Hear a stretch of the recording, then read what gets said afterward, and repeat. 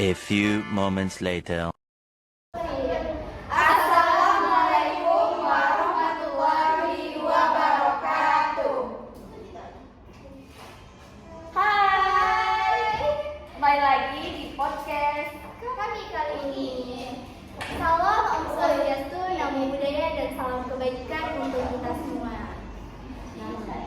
Nama saya Cecil Lansari, Saya Risma Nera, saya Nisa Putri, saya Cindy Septiani. dan saya Poppy Yolanda. Oke, kali ini kita mau bahas apa nih Kak? Kenakalan remaja pada masa kini. Oh, di dalam kenakalan remaja itu contohnya gimana tuh Kak? Seperti Narkoba, seks seksual. oh iya, seks bebas ya. Iya, seks bebas. Ada nggak sih Kak contoh atau di diri kakak sendiri atau di teman kita atau di lingkungan sekitar kita ada contoh yang kakak temuin nggak sih?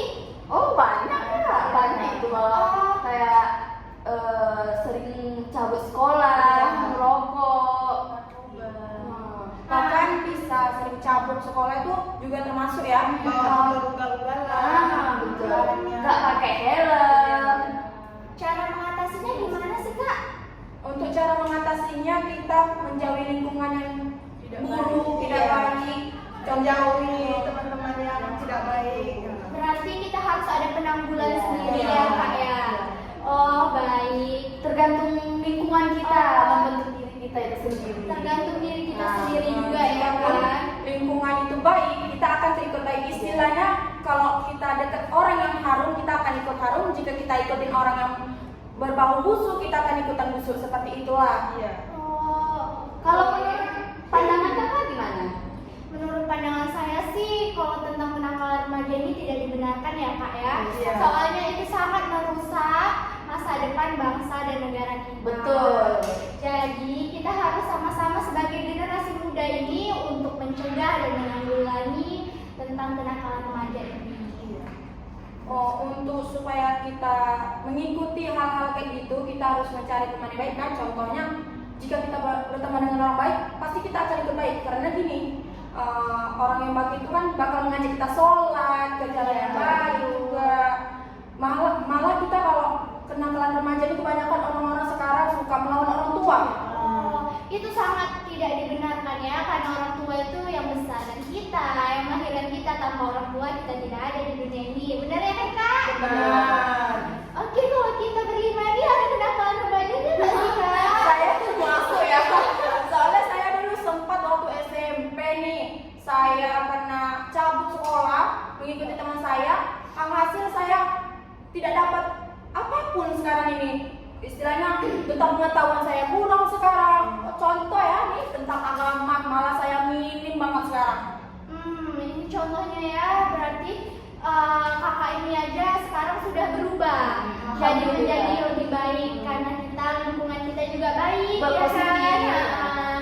Berarti kita harus mempunyai lingkungan yang baik untuk diri yang lebih baik. Bukan berarti kita itu tidak bisa berubah, hanya kita membutuhkan ruang yang membuat kita berubah dan lingkungan yang baik juga. Gimana menurut kakak-kakak ini?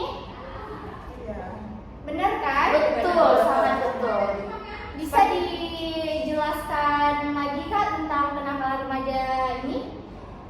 Kenakalan remaja ini merugikan sekali, merugikan untuk kita yang masih muda, bahkan sangat tidak masuk akal bagi saya nih kenakalan remaja ini. Tidak ada keuntungannya ya Iya. Kak ya. Seperti Kak, satu lagi, ini seringkali terjadi di jalan-jalan besar. Yang ngebut-ngebutan, bawa motor ugal-ugalan, nggak taat peraturan. Itu gimana kita cara mengatasinya supaya berkurang gitu? Sebenarnya kita bisa mengatasinya dari diri kita sendiri, tetapi kita juga harus dibantu dengan aparat hukum, oknum-oknum ya kan. Sekarang kan oknum Untuk lebih menerapkan peraturan tersebut kan? oknum-oknum kita ini juga udah menegakkan itu, cuman kurang aja.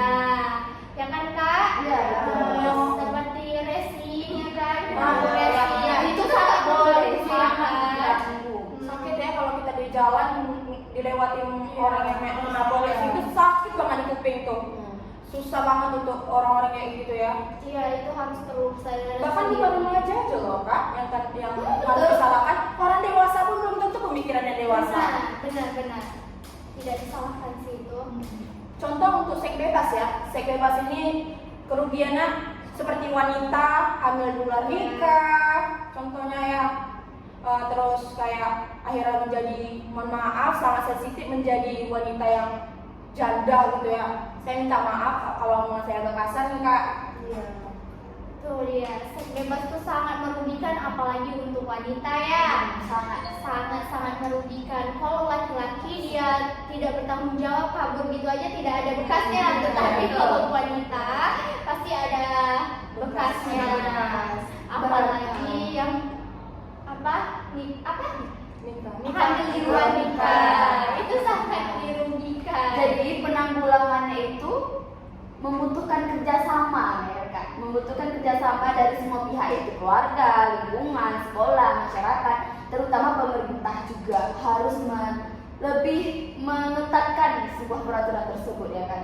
Dan terutama lagi untuk diri kita sendiri, karena siapa lagi yang ingin merubah kita kalau tidak diri kita sendiri, ya kan guys? Betul. Oke kak, ini ada satu lagi nih kak, kenakalan remaja yang sangat harus dihilangkan dari lingkungan kita, yaitu pembulian. Ya betul. Jadi gimana sih kak biar si pembuli itu jerah terhadap membuli-buli orang?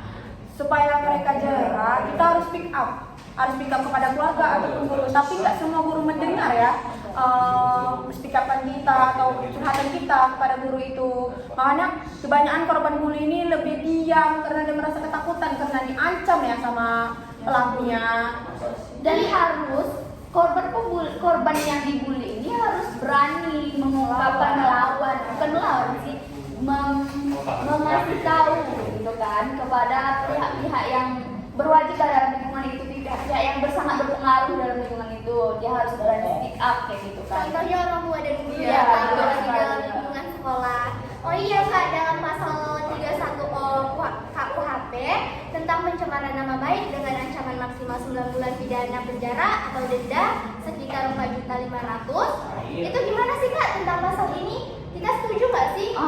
Aku nggak setuju. Sangat setuju ya kan kak. Soalnya pembulian itu harus kita hapuskan ya Dari masyarakat, dari lingkungan kita.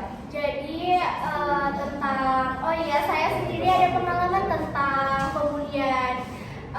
Kadang gimana ya kak, mental pembulian itu mental yang dibully maksudnya itu sangat pengaruh. Ya, sangat drop ya kak. Drop. Tentang gimana ya, jadi kalau ketemu orang tuh jadi takut, mau berteman sama siapapun jadi waspada, sangat waspada. Jadinya kita efeknya itu ke kita karena kita jadi nggak percaya. Itu pembulian itu bisa berakibat ke fisik, mental, dan dalam hati kita membekas walaupun udah lama. Benar. Dan sangat fatal sekali. Sangat fatal. Ada beberapa contoh pembulian sampai bunuh diri ya kak ya, Sampai depresi kan. Aduh, kacau sekali anak muda sekarang ya. Tidak diperbolehkan. Apa yang membuat mereka mau membuli orang ya? Apa mereka tidak punya hati untuk membuli orang tersebut? Mungkin mereka tuh mengiranya candaan ya kak ya, tapi menurut si pembuli itu bukan candaan yang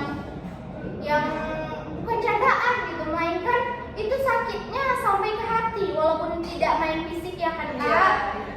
Jadi kayak gitu. Jadi kita harus ada yang mau disampaikan nggak untuk pembuli ini kak?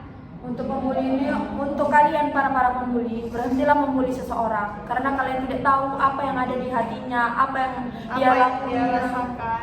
Karena di fisik dia sangat sakit, dari mental, fisik maupun di dalam itu sangat sakit. Kalian tahu traumatisnya mereka yang kalian bully untuk sekarang. Stoplah dan berpikir jernih akan seperti itu. Benar tuh kak. Jadi kita harus sama-sama ya kak merangkul sekitar kita. Jadi kalau ada melihat pembulian kita harus segera Mencegahnya.